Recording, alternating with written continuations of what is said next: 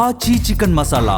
డిఎస్సీపై CBI విచారణకు Vamsi demand చేశారు. Chandrababu CBI విచారణకు ఎందుకు వెనకాడుతున్నారని ప్రశ్నించారు. గతంలో వివేకానంద హత్య, లడ్డూ కల్తీపై సిబిఐ విచారణ కోరారని గుర్తు చేసిన వంశీ డిఎస్సీలో తప్పు జరగలేదంటే విచారణకు ఎందుకు భయమని నిలదీశారు.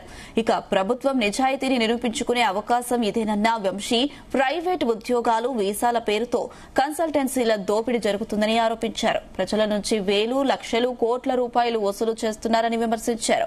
వ్యవస్థలో జరుగుతున్న దోపిడీకి ఫుల్ స్టాప్ పడాల్సిందేనని ఘాటు వ్యాఖ్యలు చేశారు.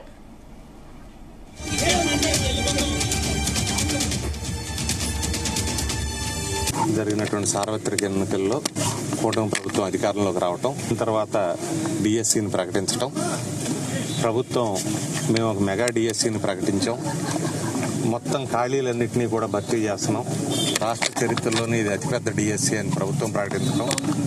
ఇది అంత పెద్ద డిఎస్సి కాదు, అంత ముందున్నటువంటి వేకెన్సీలు, వైఎస్ఆర్సీపీ గవర్నమెంట్లో ఉన్న వేకెన్సీలు, వాటన్నిటినీ కలిపి తిమ్మిని బమ్మి చేసి ఒక స్టాటిస్టికల్ దీన్ని, ఒక న్యూమరికల్ ఫిగర్ని మాత్రమే ప్రజెంట్ చేస్తూ ఉన్నారు.